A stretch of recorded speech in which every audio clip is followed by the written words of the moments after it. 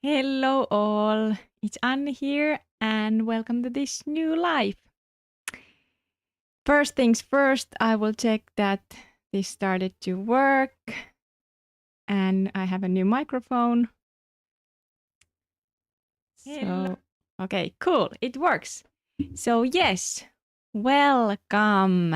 And my name is Anni and I'm from Finland and this is peer support channel for all the caffeine quitters all over the world who are interested about this information about caffeine withdrawals and long-term post-acute withdrawal syndrome, which happens to many people after quitting caffeine.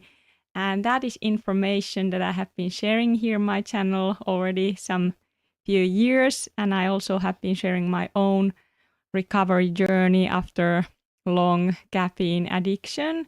And I also do this work with my sweet friend Mandy, who is from Texas. So we have been doing a lot of videos together where we have been opening and sharing this topic and this experience, which is very underestimated topic in that sense that many people still believes that caffeine is actually healthy and they don't know anything about these long-term post-acute withdrawals. So that's why this information is very much needed, and that's what I do here in my channel. So today's presentation, I just wanted to do a little bit like summary.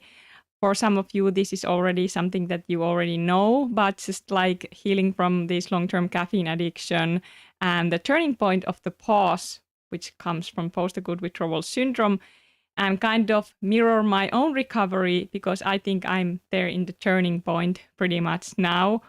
And all of you who are still recovering, you will come some point in the turning point, which means that you will start to just be back to yourself and living life. And that itself can be also transition phase. So we're going to dive deep a little bit in that turning point phase and how it can actually feel after that, being in the long term in that healing bubble and wire tired and feeling those symptoms. And after that is gone, how it actually can feel when you start to navigate your life being raw and just not using anything. And I always want to point out that that's the key in that recovery, that you don't take any kind of mind altering drugs and you don't disturb the healing by taking any kind of supplements or meds or anything. And I also want to say that I don't give any medical advices. This is a purely peer support channel.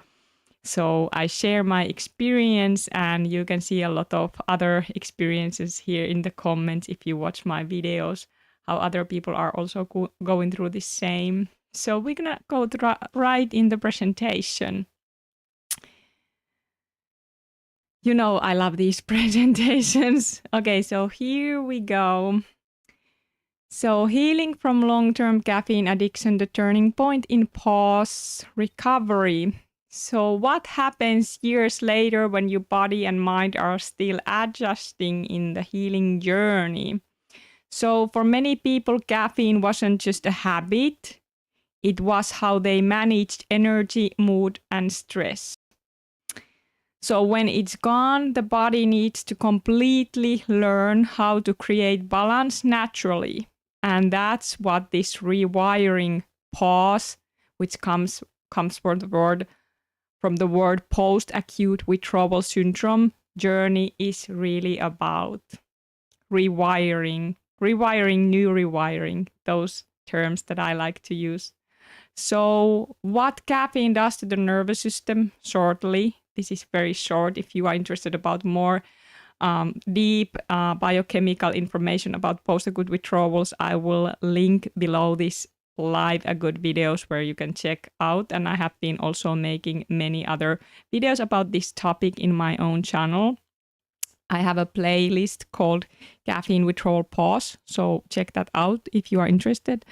So caffeine blocks adenosine receptors, which normally make you feel sleepy and relaxed. It also raises dopamine and adrenaline, creating alertness and motivation. Just in the very, very short nutshell. It also affects all other neurotransmitters and their balance, as well as the chemical equilibrium of every cell in the body. every cell. So over time, the brain adapts. It builds more adenosine receptors, reduces natural dopamine activity, and depends on caffeine for stimulation. So actually, when you quit, you lose that artificial, remember it's artificial, it's not natural, artificial balance. And what follows is a long process of neurochemical rebuilding. It's pretty exciting, this neurochemical rebuilding. But when you are on that state, it's not exciting at all. It's horrible. It's completely hell for many people. And that's why we need to have this support and reassurance that you really get out from that healing bubble. It's not permanent. So this is why recovery can feel like a slow awakening from all that fog, fatigue, and emotional sensitivity that is very common in this. High anxiety symptoms that many who did fall off the mountain with caffeine. I know that word can sound a little bit weird, but that's pretty much what we are using, the term that you have to go through this total nervous system reset. Maybe you did quit accidentally cold turkey, or you did end up some other reason having a panic attack after caffeine use, and then you just did quit suddenly, and then your body just started to go through this really high anxiety symptoms, and your nervous system kind of went to the shock, and all the biochemical mess started to happen, which is still this reorganizing and rewiring. But that's why I never won't recommend people to quit cold turkey, because we never can know how that affect the person. But some people, it of course doesn't happen even after cold turkey. But it's just very important to me to always remind that take care of yourself, and tapering slowly is the safest way to quit.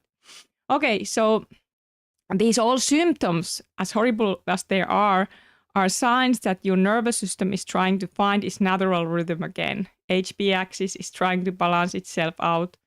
Dopamine is trying to go back to balance. Adrenaline, noradrenaline, and all those stress hormones, cortisol, they are finding their natural balance.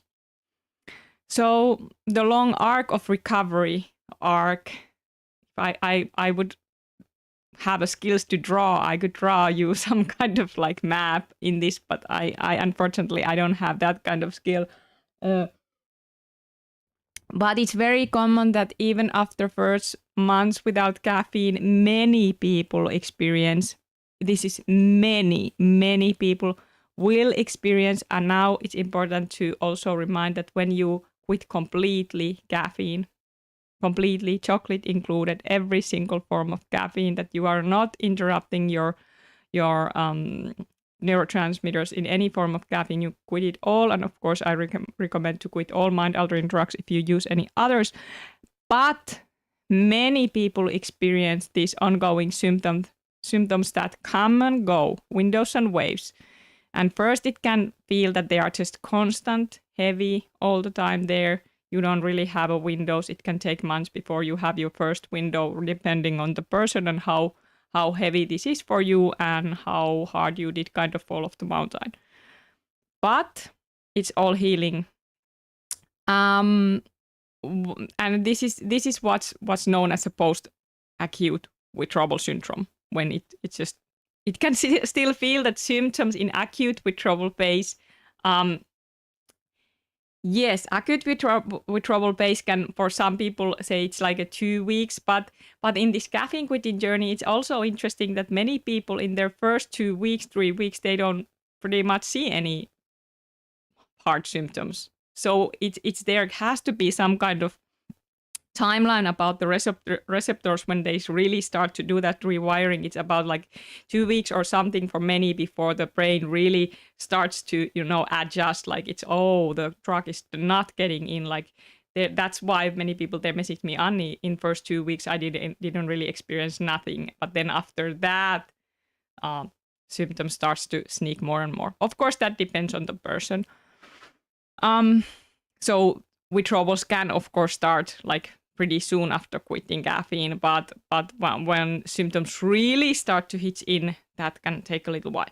So I just wanted to make this symptom list, which I don't like to share anymore so much because I have been sharing this so much already, this list of these symptoms, and you can find this also in my own update videos. But kind of it's important to know that all these symptoms are about healing, and these symptoms are what I went through. Unfortunately, I had to go through it very, very hard way, and that's why I have a lot of empathy and sympathy, and my heart goes out with you, all of you who are in this healing bubble still going through these symptoms. And I want to reassurance you that those will go away with time.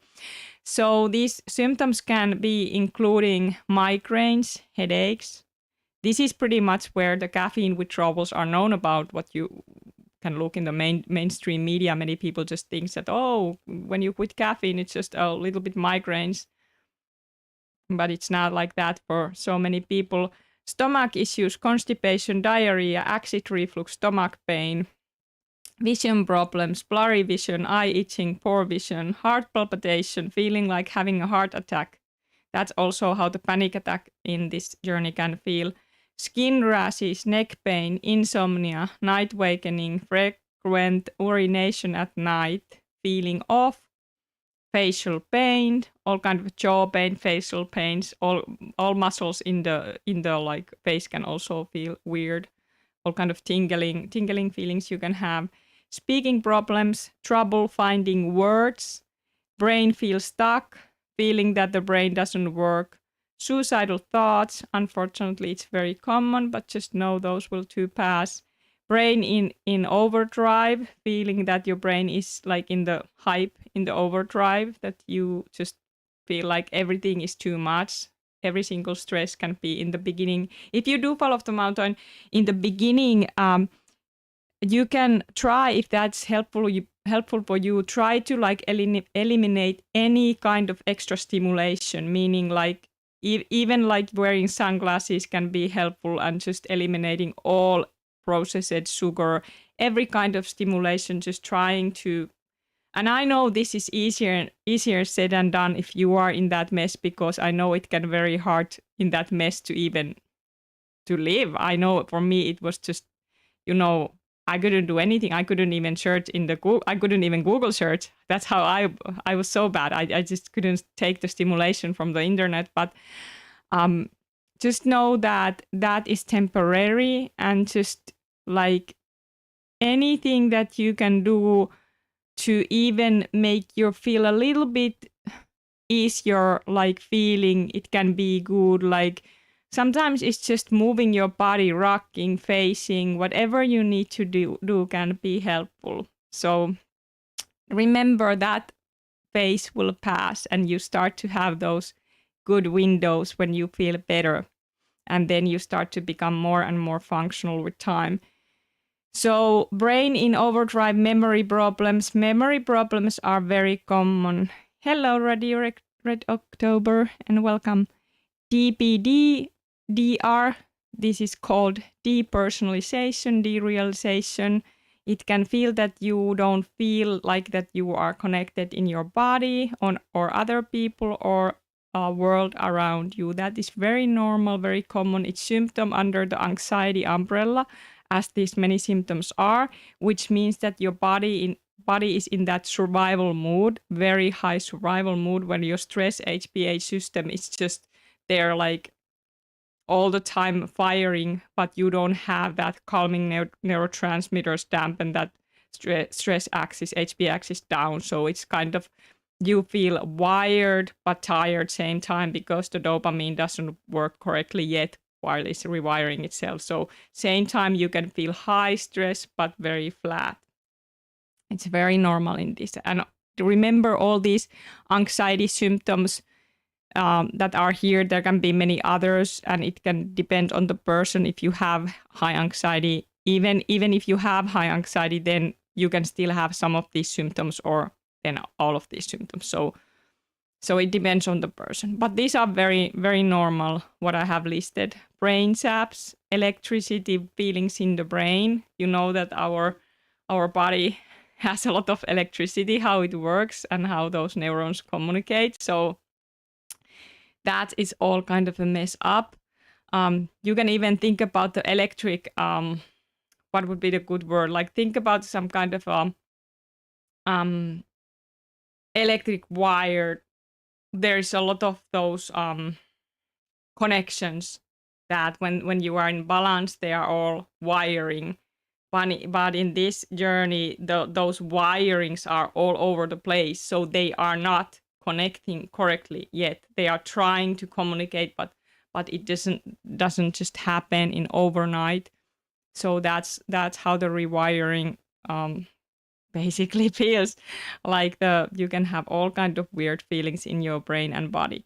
So feeling like having a sand inside the head, we call it mashed potatoes head feeling. Many people, they message me, Anni, I feel like I have mashed potato head feeling. Does it ever go away? Also, it's very common to feel like living in the dream in this journey while you are healing, that you have constantly some kind of dreamy feeling or brain foggy feeling. Your energy system doesn't yet works naturally, so that's also part of that. Your body is just it doesn't know how to regulate yet because of those neurotransmitters or finding it balance. So you can feel that the head is heavy inside, too many thoughts, intrusive thoughts, 24/7 basically for many, looping thoughts. It's very common. It will pass. Lack of concentration is very normal. It can feel that you cannot do your daily tasks, or if you try to study.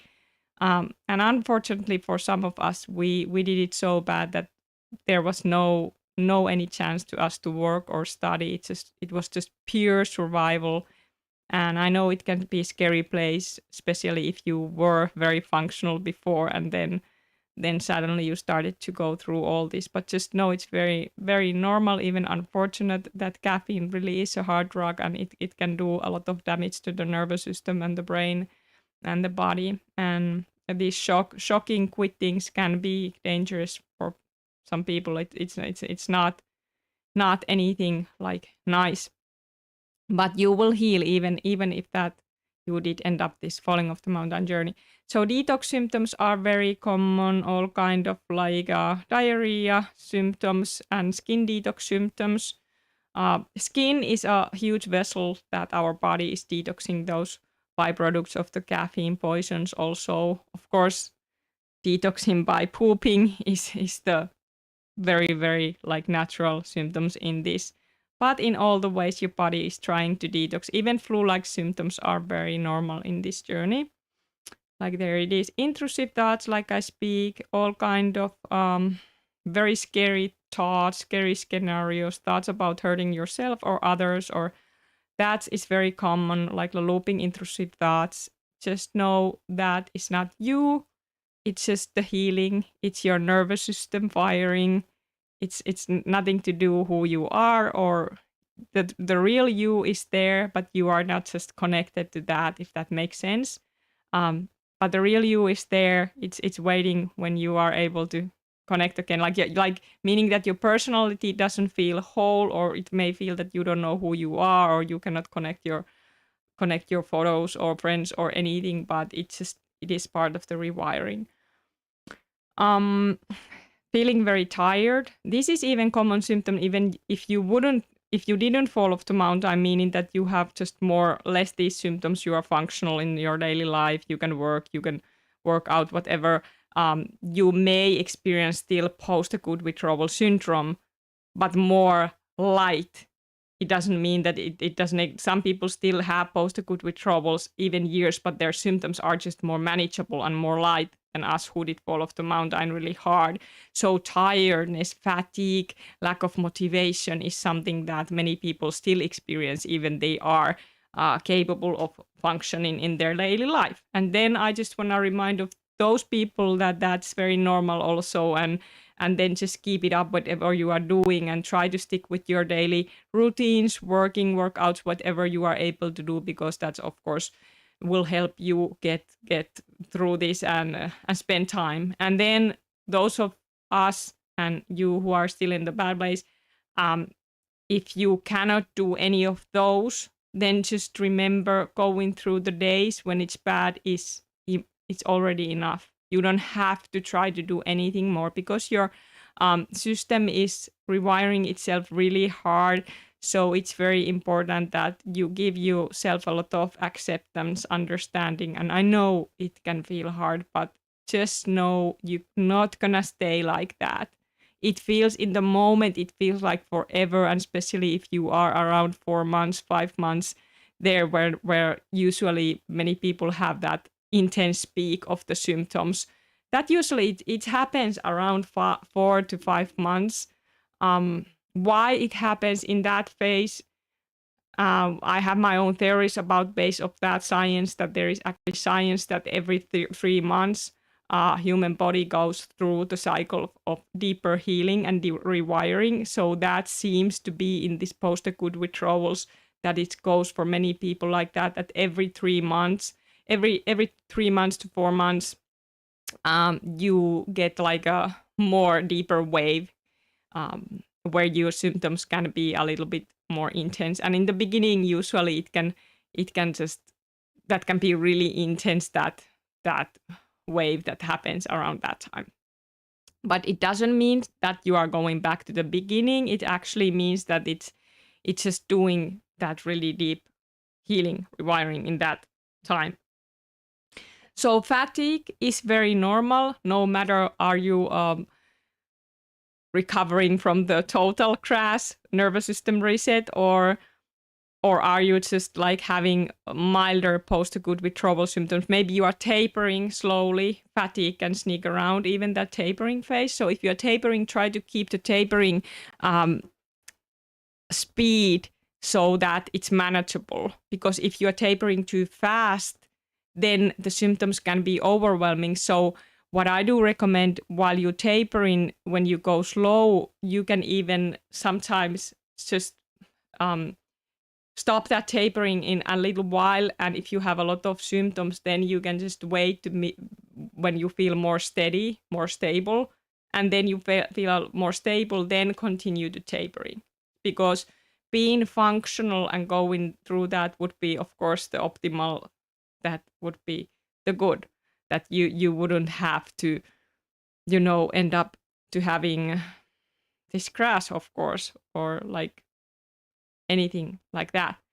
But lack of motivation, very normal. When the dopamine is downregulated, it's trying to go back to its receptors. It's a receptor issue more always when it comes to stimulant addiction. So those receptors have been downregulated, and now they are going back to its normal amount, but also the sensitivity of receptors is changed during the heavy stimulant addiction, which caffeine also is. So you have to understand that the natural dopamine, it doesn't start to feel like like it takes time before you actually start to feel that natural dopamine, and those receptors are really functioning. So that is kind of the rewiring process. Because years and years, your brain and body have been adapting to using that stimulant, which caffeine is, and it has to adapt that. So it has to adapt away from that to back to homeostasis. So feeling very sensitive to stress, it's very, very normal. And then you just have to try to manage to keep the stress as small as possible, especially in the beginning. Can't work out hard, feeling disconnected, fatigued, and panicky. It's very, very common for many. Unfortunately, some people, they can work out. Then there are some people who do work out anyway.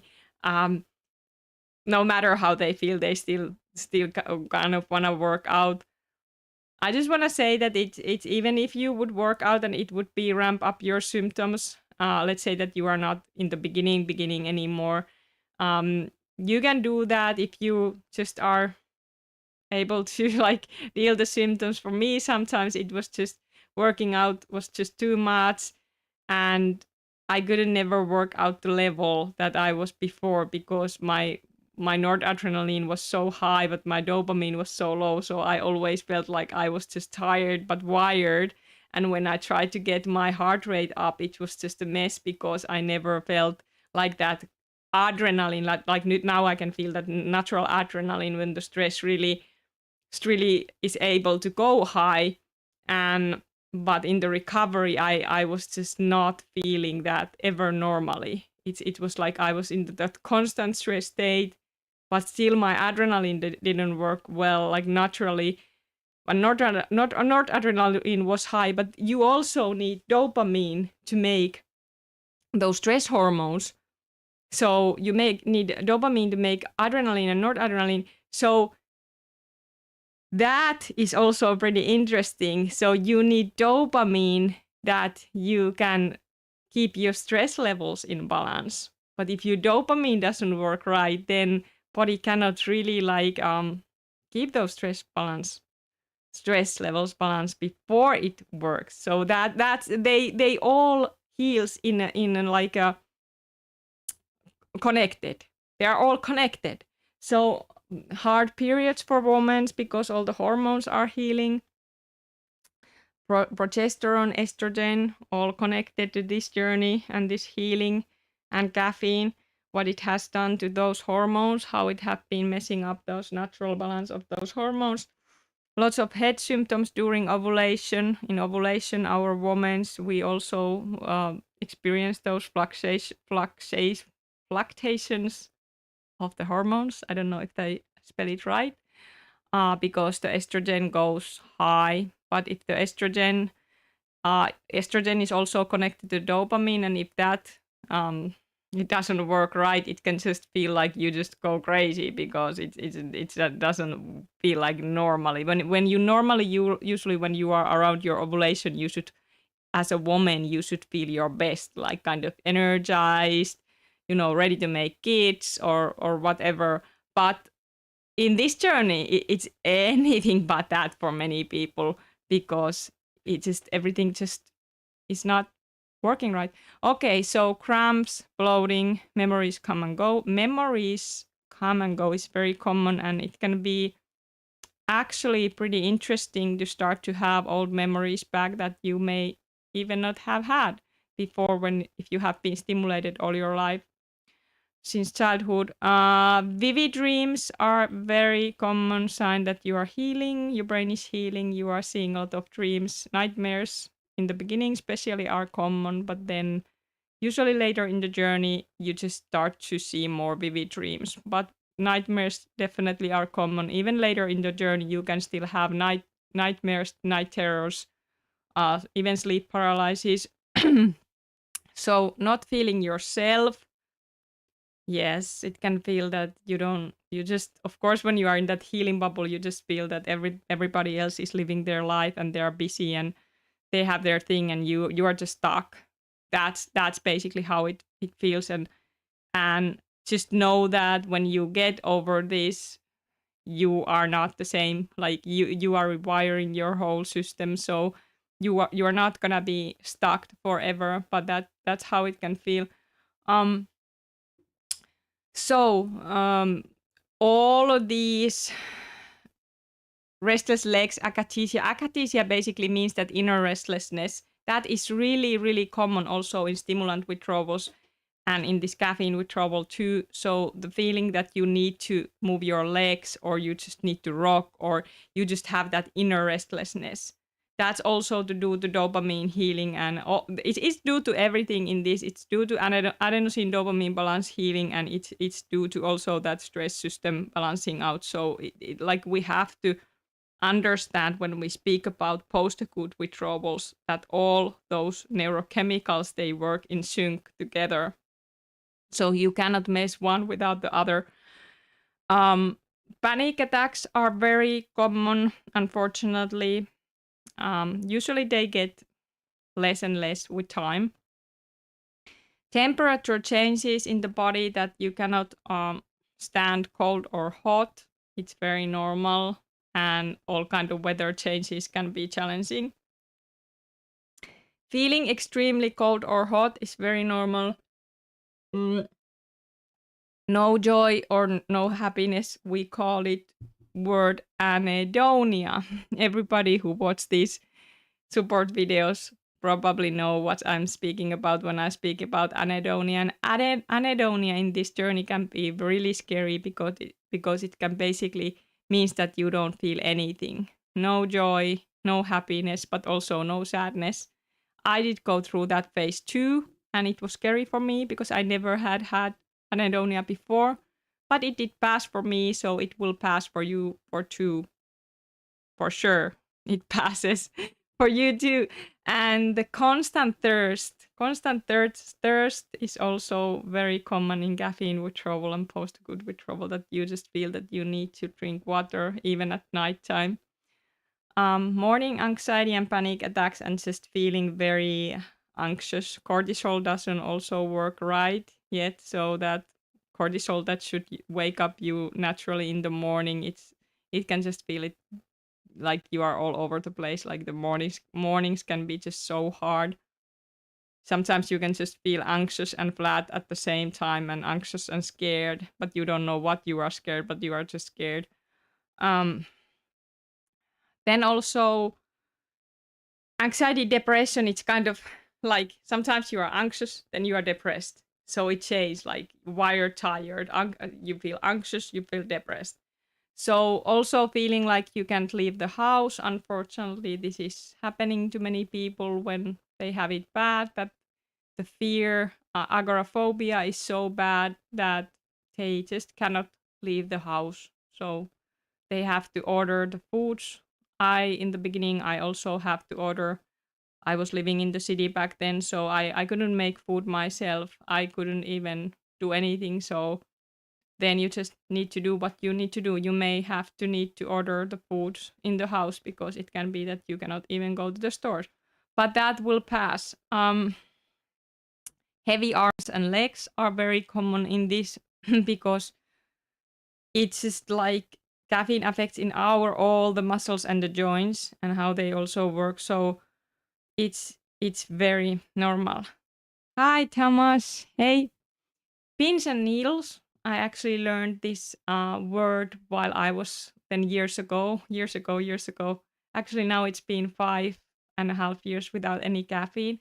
But I remember in that first year when everything was just so messed up for me, and I was speaking with people, starting to find people who had the same. And I remembered some of their messaged me that, Anni, do you feel that pins and needles, like it's horrible. I have these pins and needles all over my body.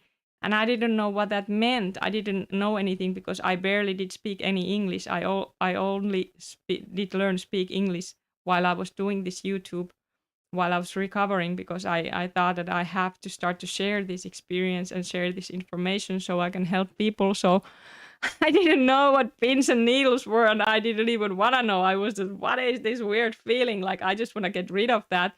But yeah, that's very common symptom in this, unfortunately, and that will also ease with time. Electrical feelings inside the body, it's something that many people are commenting for me and messaging me that they have. It's very normal. It's normal. Nothing bad is not gonna happen to you. It's wiring. Think about your system is rewiring. Tremors. Tremoring is actually it's really tremoring for me. It's really interesting in that point of view that tremoring is body's natural way to release stress and trauma itself. Even if if you are not in this caffeine withdrawal journey, sometimes we tremor or shake, and there is nothing like woo woo in that. That's just it's everybody does it. Our animals does it too. I have been speaking about TRE, which comes to trauma releasing exercises in this channel too, what it really is. But what is interesting in this journey, our body starts to tremor many times itself when it's highly stressed. So if your body is just tremoring constantly, don't be like worried about that tremoring, because that tremoring is your body is trying to release that stress. But it, of course, because your stress system doesn't work right yet, it can actually feel like very, very weird, and like you don't just get, normally if you are in balance and you tremor, you should feel pretty much calm after that. And then there can also come emotions out. But when you are not in balance and your body is doing that tremoring, and if you are, for example, trying to do TRE in this journey, which I did also, the problem I think with this trauma releasing exercise, if you do it like the way that it's not like natural, when your body just starts to tremor and you just do it, it's basically that when you don't have dopamine, your prefrontal cortex are not able to always process those emotions. So that's why that can be too much depending where you are in your recovery. But of course, I didn't do it, I think, too much. I did sometimes do it and sometimes don't, but I only did get help from that shaking in that moment, but it didn't make my journey any shorter, because I just believe that this journey is timelined, and it is what it takes what it takes, and there is no quick fixes. There is no quick fixes how you could make the journey shorter, because your body has to just do that rewiring. But there can be a certain tools which you can use maybe to feel a little bit better. But yeah, that was just my own experience, and I don't go more in that. But just wanted to say that if you are tremoring, that is completely normal in this, and many people, they do tremor. They have messaged me that, Anni, I do tremor, I have so much anxiety. So that's basically in shortly your body's way to release the stress. So feeling weakness is very normal in this.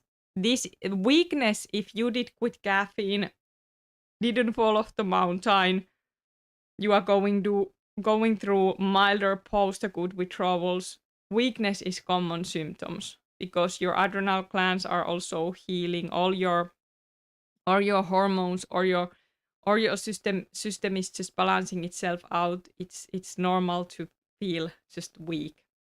It will go away. Hopelessness, it's very common, like feeling that, am I ever gonna get out from this? Am I gonna always stay like this? Who's gonna understand me? Do I have anybody to support me?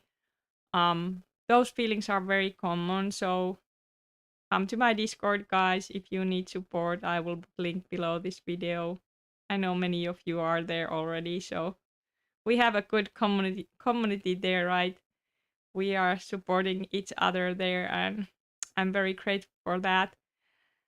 So yeah, hopelessness, but I will say that you will feel good when you get out from that feeling bubble, and then you are just so happy that you did go through all this journey, because I know when you are in that, you just want to get out and you don't necessarily feel grateful to have those symptoms. But when you start to feel better, you actually start to feel grateful of going through that, because you know that that's your ticket out from that chronic stimulated state that you maybe probably were years and years, and some of us since childhood.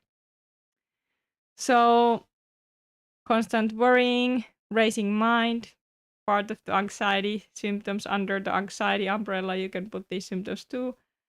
Inability to focus your mind where you want. This is hard if you are trying to do any kind of work where you need to concentrate or communicate with people, or if you need to teach something to people. If you're a teacher, if you are some kind of personal trainer, whatever you need to do, or if you are working in the university where you do have to, it can be impossible.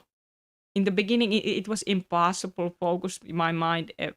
For me, I have to be honest, and in this journey, I always have been. So for me, the early recovery was pretty much those first 2 years, in that sense that I have a lot of difficulties to focus my mind. Even somewhat, I was like, in some areas I was better, but it was still a lot of ups and downs. Like, you know how I have been sharing this journey and honestly telling my experience. So that's how it is to some people, not for all, but some. And that's why I do this, what I do. So no emotions, too many emotions. Anhedonia is no emotions. Sometimes you feel anhedonic, and then too many emotions, like just too much, too overwhelming, crying, you feel sudden very happy, very like ooh, almost like maniac. When the dopamine is getting back to balance, sometimes you feel in this journey that you feel almost that maniac happiness, like it's almost like you don't know even how to feel that natural happiness yet. So your system is rewiring, so it can feel like mania, but then suddenly it can feel anhedonic again. That's all that rewiring, new wiring. Overstressed when do anything, so you try to do something, maybe you are a little bit farther from the journey, like you are not in that beginning hell where you couldn't just do anything but survive and just just facing and do whatever. So a little bit longer in your journey, it can feel that you just maybe you have your plans, you are maybe planning, could I do maybe a part-time job or a little bit working or something, maybe I can start studying. And it's good because that's how you should do. You should always try to, I don't try to force you to do anything more than you can, because you can't, but I support you if you feel that you can try to do something, because guys, even if you don't succeed or you are not there yet where you could do something, it doesn't hurt you from trying. If you feel like that's also will give you information, the state where you are. Like sometimes I try to, let's say that I think I was a little bit over 3 years, I tried to start that one school, but it was too much for me. I couldn't handle it all the way. So I'm still kind of glad that I did try. I also did try to learn Spanish in some point. Even in the tsunami wave, I had one Spanish online class, because I there was no way that I could go like in person, because in the tsunami wave that I had tsunami wave. When I speak about tsunami wave, it kind of sounds weird, but it meant that I have very intense wave around my just before 3 years when all my symptoms came back, and that have happened to actually some people in this journey around in their halfway of recovery. So it can happen around 2 years, 2.5. I don't know anybody who it's happened 2 years, but 2.5 and up to 3 years in between. What I have heard that tsunami wave have happened a little bit over 3 years for some. And so just know if that happens, it's normal. But anyway, and it won't last. It can last even some months, but it won't last forever. So I was even trying to do some studying in that, and it was just a mess. It was just a mess. But you do what you do. You do what you can. So sugar cravings are very normal. I would say in any kind of other addiction recovery, what I have heard, people pretty much they say that I crave that drug, they crave nicotine, or they crave weed if they have quitting weed, or if they quit alcohol. Many say that they can crave alcohol. But when they fall off the mountain, when people fall off the mountain with caffeine, they don't crave caffeine.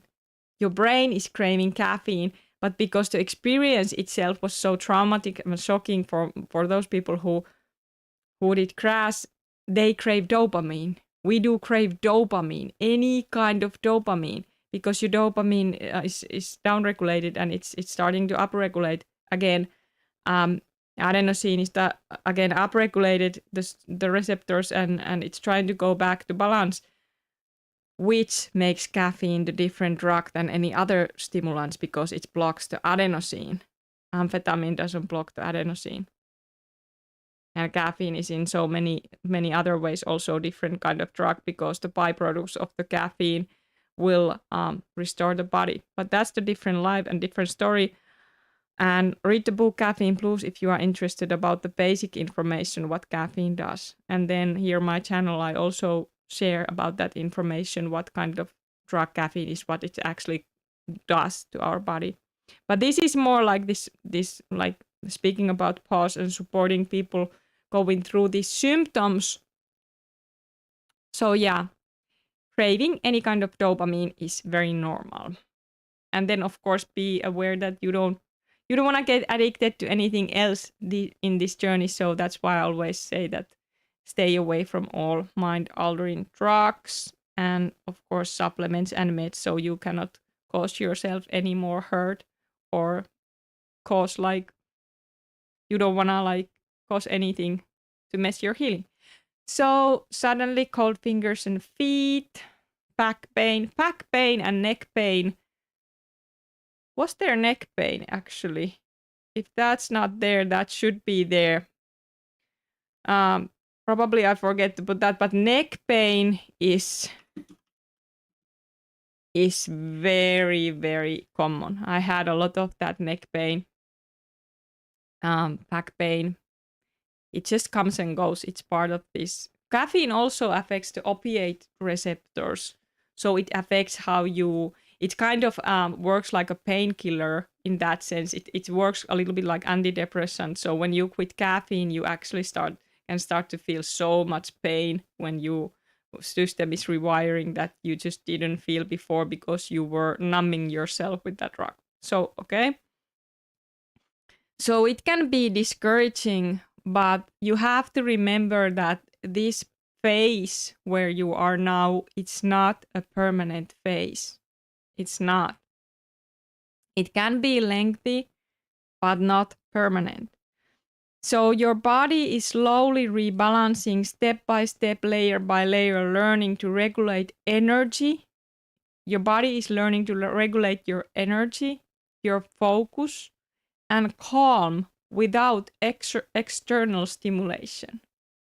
Isn't that pretty cool? That body is actually able to rewire itself, even when you are older.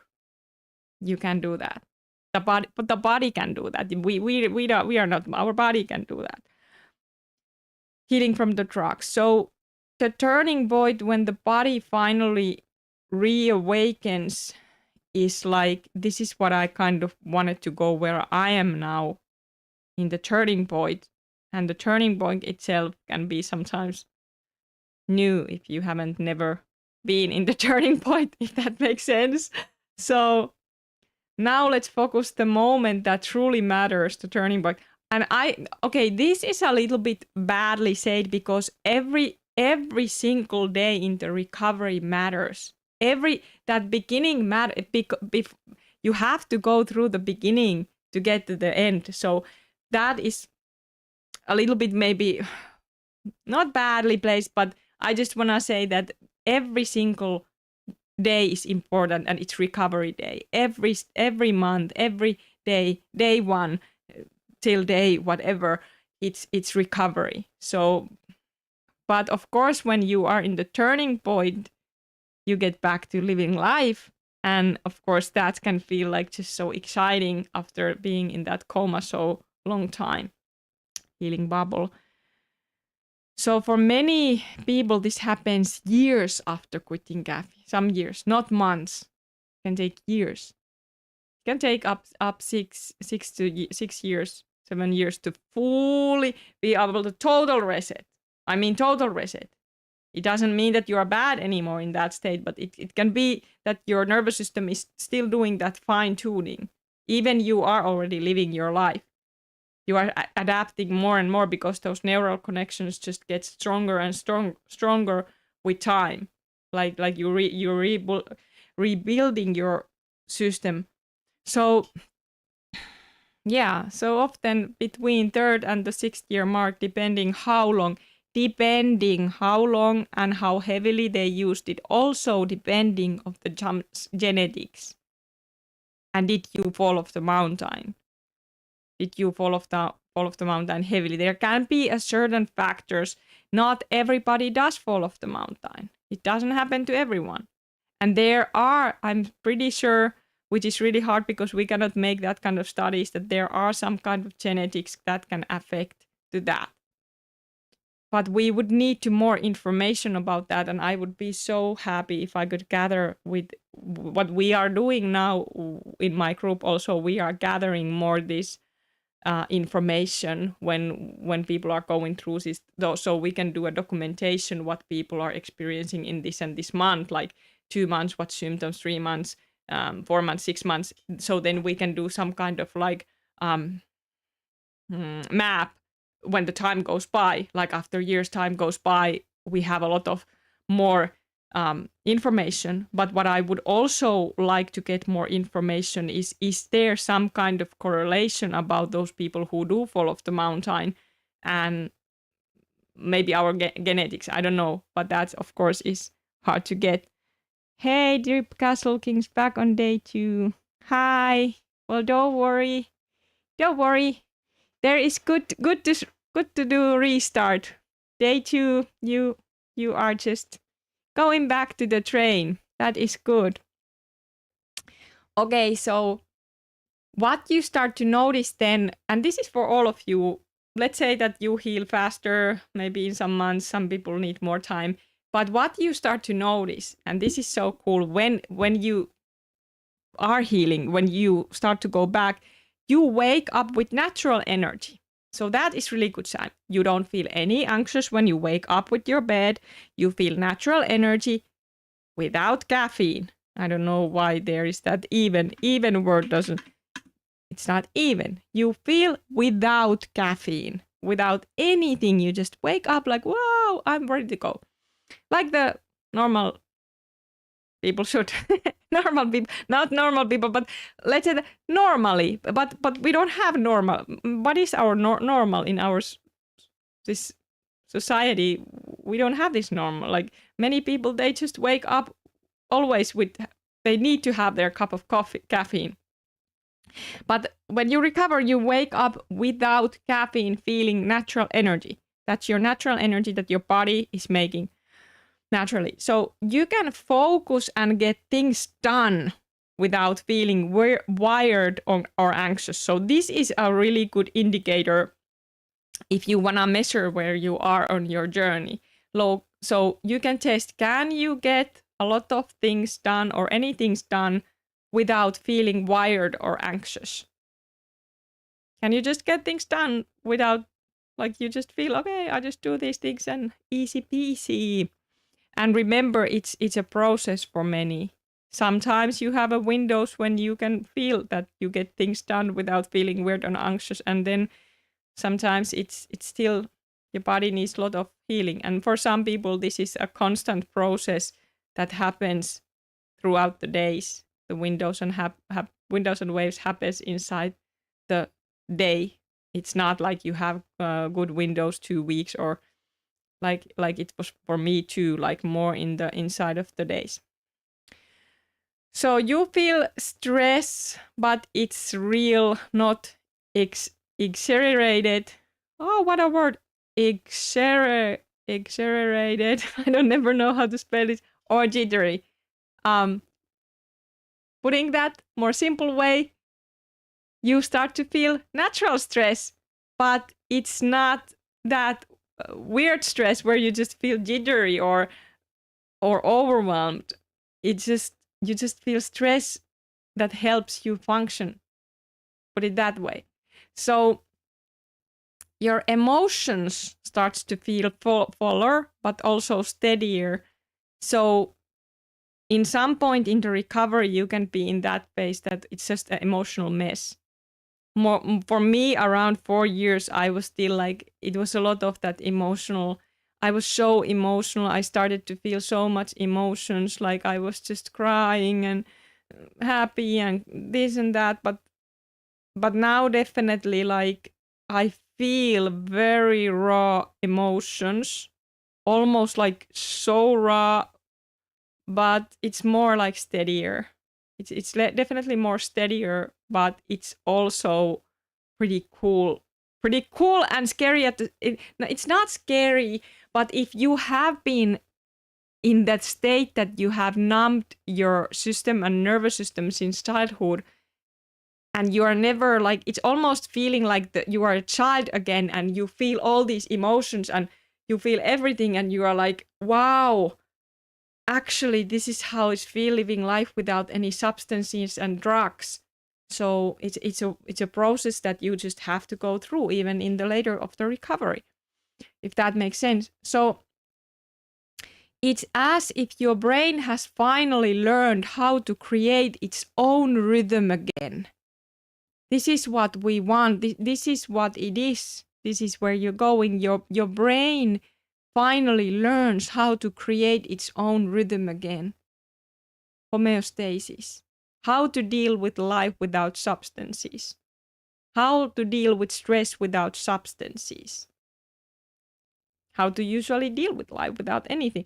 So the tiredness that once felt endless, this tiredness once in the recovery, for many it feels like endless, the fatigue can feel endless. It begins to lift. You feel like you are not tired anymore. Tiredness for me was one of the last symptoms to fade. It was there up till very long time, the tiredness on and off. So when it starts to lift, you sense kind of authentic alertness returning. Like you are, you wanna learn. You actually you're craving to learn new things. Maybe you wanna connect with people depending on your personal types. Whatever is your personality, it comes out again. It comes out again, and it's wanna be out again. It's wanna do things, but it have to learn to do these things again. But it's wanna do these things, and it's like it's not the artificial high caffeine once gave. So if you have that artificial high with caffeine gave you, it's very different feeling than that. It's not same. And it's not supposed to be the same, because it's supposed to be that natural feeling, but something deeper, calmer, and more sustainable. So yeah, definitely that's how I feel. Like it's so much deeper, calmer, and more sustainable, and not being in that constantly in that stress wheel where you just go or you just do things with that fake energy, the biochemical stress, and how it have been adapting throughout the years.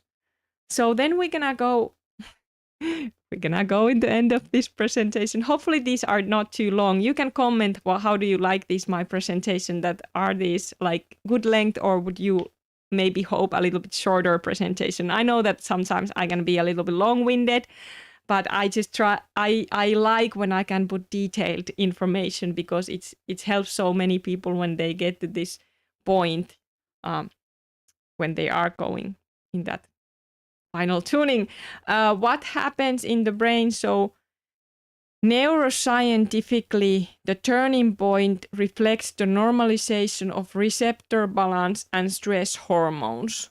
So these are then going back to that balance, and also adenosine receptors settle back to their healthy density and sensitivity, healthy density. What comes to amount and sensitivity, dopamine sensitivity improves, allowing real motivation to return. So what is real motivation? How does it feel? Well, it feels just you constantly pretty much are wanting to do something. Dopamine, it's not just that pleasure chemical that when we speak about dopamine, many things people can think that it's just, the dopamine high when you just feel good and that, but dopamine affects in very many processes in the body. It helps you to concentrate, it helps you to regulate stress, it helps you to in your movements, how you feel your body, in your coordination, it's due to that too. But when it's real, it puts you to do things. You wanna do things naturally. You have that natural desire to learn whatever you wanna do. But that is what the dopamine also is all about. It makes you want to do things. And that is something that is lacking for many a long time before they really heal after this heavy stimulant addiction that caffeine is for many. So then the HPA axis, which is your stress axis, the body stress system, hypothalamus, pituitary, amygdala, if I remember it right. it learns to activate and calm itself naturally. So what it means that you can feel alert without being overstimulated, and you can feel calm without being sluggish. And this is so important, like what is feeling calm without sluggish? It's just calm. Just calm. You can sit in the chair and you are not sluggish at all. Well, in short, your body remembers how to self-regulate again. Or it learns. If you have been since childhood not regulated, it can do that afterwards. It is amazing. Body can learn and adapt. So now we're gonna go actually that that what this present was supposed to be the turning point. But yeah, this is all in part of this presentation, important information, nothing too new for some of you who have been watching all my videos, but this phase itself can feel strange. Also, when you go back to life fully, it can feel strange, not bad, but strange, because you feeling and intense. So you may notice that you have stronger reaction to the life. This is when your stress system is still doing those final tuning, meaning it can be a little high first before it finds its balance. It can feel that it's a little bit too high first before it does those final tunings, meaning that every single reactions that you naturally get, it can feel a little bit too high, good and a bad. But it's not a bad thing. It's actually that fine tuning, because you are not anymore in that healing bubble. You are actually feeling things naturally, but with a little bit over good and over bad. So stronger reactions to life, joy, anger, sadness, because your emotions are no longer numbed or blunted. A clearer sense of what drains or energizes you. So you're gonna start to naturally see in the life that who are those people who make you feel drained, scared. You don't want to be around those people. And what things makes you feel energized? Exercise. You are back to that. Will makes you feel energized, not drained. It makes you feel actually good. You get energy from that. Of course, after that, you feel sore muscles, but it doesn't make you feel bad when you are going back to the balance. It just gives you energy. It motivates you. Good relationships, whatever is your, for me, it's reading a Bible, connecting, like praying Jesus, which is very important to me. But whatever it is for you in your life, that you start to learn what is your natural state, what is how your body function without the drug. So you feel more stability day to day, even if energy still fluctuates. This is also part of these final tunings. It doesn't mean that you feel tired, but sometimes it can feel that you just feel so energized that it takes a little bit to adapt to that new energy levels that you feel, if that makes sense. Then you of course make sure that you rest good, you have a good night's sleep, you go in bed, you put the phone away, and you don't disturb anything that, because that actually starts to work in this phase. When you are in the healing bubble and you try to do many of those things, it feels as nothing works. Like it doesn't work when you take a walk before going to the bed, or when you just try to read before bed, because your system does what it does. But then you come to the phase that those things actually started to support you and support you healing again, when your neurotransmitters are communicating again and dopamine is there already working, even doing its final settings. So this support, how you want to support this state, by these natural things that I always recommend. I know I don't recommend any artificial things. So trusting the process. So feeling the stress or sensitivity is not regression, it's healthy activation. So when your stress system starts to go back to balance, it's a healthy activation. It's not like a bad thing. But if you have been tired and wired long time, feeling all that energy first can be a little bit weird. It can be weird because you don't know how this is possible to feel just this much energy before your body like learns to use that. So you have to respect your natural energy curve. So you will have to rest when you are tired, and then you move when you are energized. And that is not hard because your body will start to put you moving when you are energized. Think about the kids. If you have kids, you know. If you don't have kids, you probably know because you have been a kid one day. But anyway, you know that kids, they just have that natural energy. You don't have to say them, hey, go to the play. They do play, they do move, they do things naturally. And it doesn't have to happen with anything like forcing, or it just happens. So the same thing starts to happen to you. You just starts to move and go out and go work out or whatever you do when you have energy, or you plan, or you study, whatever you do in your life, you wanna use that energy, the good things. So you stay consistent. So this is of course important, like you take care of that, you have a good sleep, you have a good nutrition, you eat enough good food, light exercise or heavier exercise if you can. Like you don't have to do light anymore when you recover. You can actually start to do more.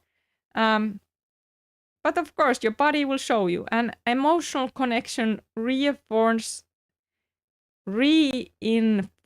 this new balance. So basically, you are rebuilding your baseline self. So in this state, you are rebuilding what is your baseline. So the deeper meaning of this turning point is many people describe this stage as coming back to life.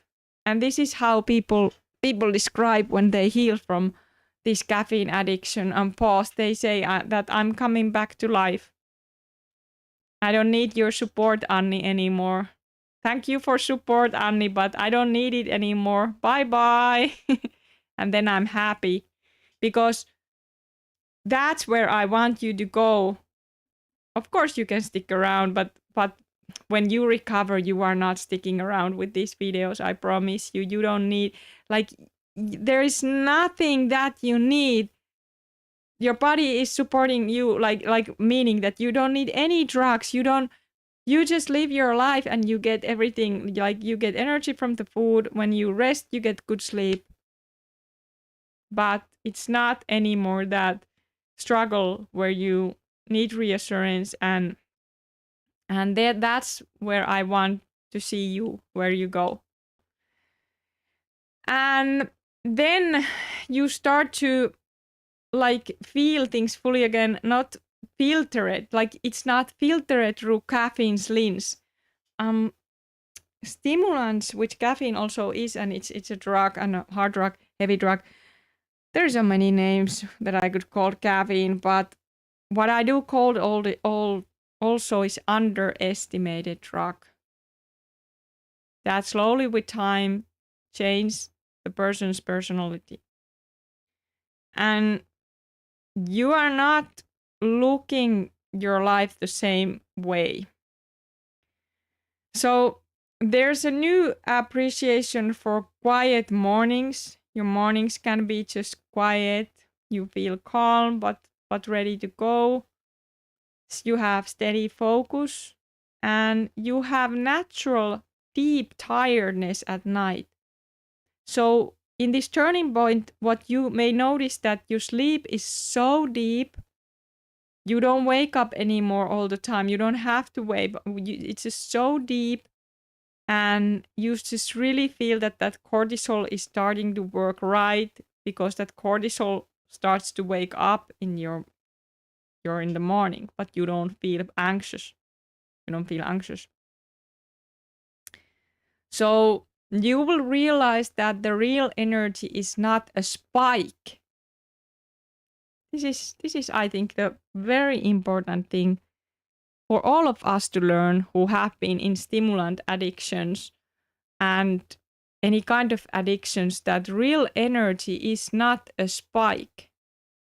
So if you have been a heavy caffeine user, you may remember that you always have to have your caffeine, but that biochemical stress, either you did feel energized or just calm, depending of your genetics, it's not natural. It's a spike. So natural energy is a current state that comes from balance. So the energy just is there naturally. It comes. And you don't have to do anything. It's there. You don't have to like take anything artificially. And the most importantly, you begin to trust your body again. Like you start to trust that you know that you can wake up and you can face that day and all the stressors in that day, and you can handle what comes without needing to boost or control your state. And yeah, and then of course, depending whatever stressors you have in that final tuning, it's interesting, but you start to be able to learn to live life again, and it's fascinating. Even that can be also weird. But healing itself, being in that bubble, that sure was weird. That sure was hard and weird. So weird in this state of recovery turning point is not a bad thing. So I hope that you did enjoy this presentation. I just always have to make sure that I will watch one term that I used in this presentation, that I did say it right, because I don't wanna. I just check it out, one term that I used that.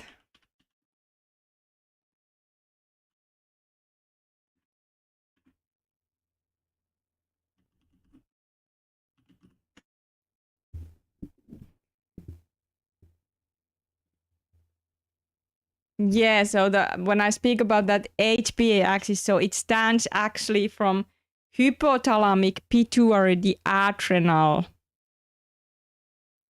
Yeah, so it's hypothalamic pituitary adrenal. I don't remember what I did say that the last word, but that is like our major that neuroendocrine system, and that controls your stress system, stress response, your mood, your digestion, your energy storage, and all those.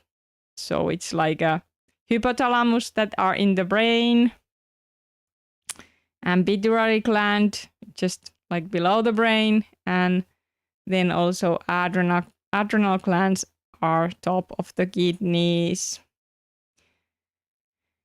So yeah, but that's all what you can learn about more if you are interested in other videos too that I have made about more about this biochemical process and PAWS. We're not gonna go in this presentation more deeper in the neuroscience, but I will link good videos from the Dr. Donnelly Snipes, which I really appreciate, and I have used her information when I have done these my presentations, because I always love to learn. So I will link also Dr. Donnelly Snipes videos about the post-acute withdrawals and other PAWS videos that I have found helpful below this video. You probably already know those videos if you have been watching this channel. But now, guys, I hope you did enjoy this presentation, and if you have any questions, you can ask. Also, And then we are pretty much done for today. So we're gonna see you all in Discord.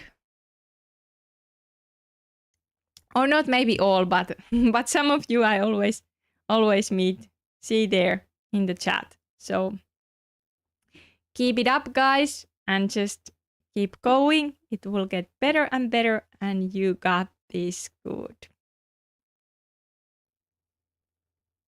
All right, if there is no questions, I will then continue my day. So again, see you guys, and you got this good. You always